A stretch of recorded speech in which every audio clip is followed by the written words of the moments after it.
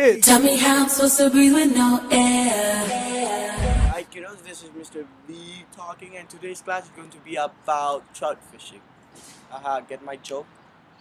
Constanza, imagine if Fishing 101 was actually a science course. We will probably be learning about respiration. Yeah, what is the respiratory system? No clue, I only know about droughts. Okay. The main function of the respiratory system is to supply the blood with oxygen so that the oxygen can get to all parts of the body. Another function of the respiratory system is to make gaseous exchange easier in the lungs and tissue cells. In the respiratory system, gaseous exchange occurs when oxygen enters and carbon dioxide leaves. This occurs because of diffusion. Diffusion is when gas molecules move from a high concentrated area to a low concentrated area.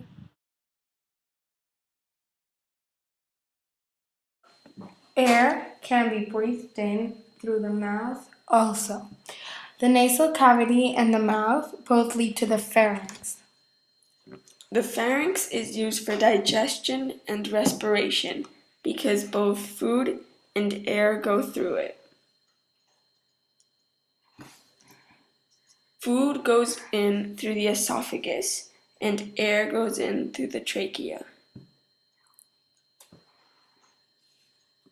The epiglottis is a flap that makes sure that only air gets into the trachea.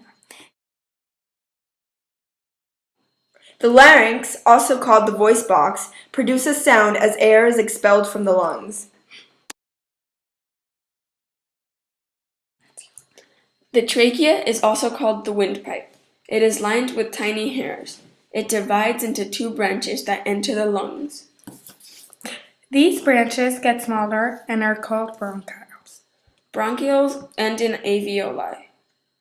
Alveoli are tiny sacs of air in the lungs. They are surrounded by capillaries, blood vessels.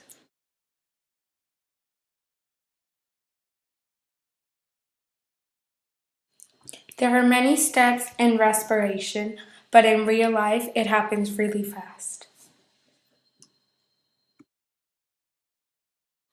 This is the chemistry behind respiration.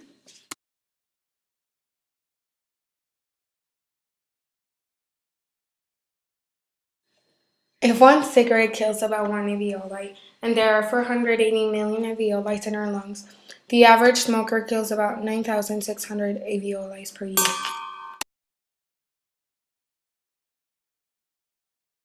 Antoine Lavoisier was an 18th century chemist. He did a lot of experiments on oxygen, such as studying oxygen and combustion.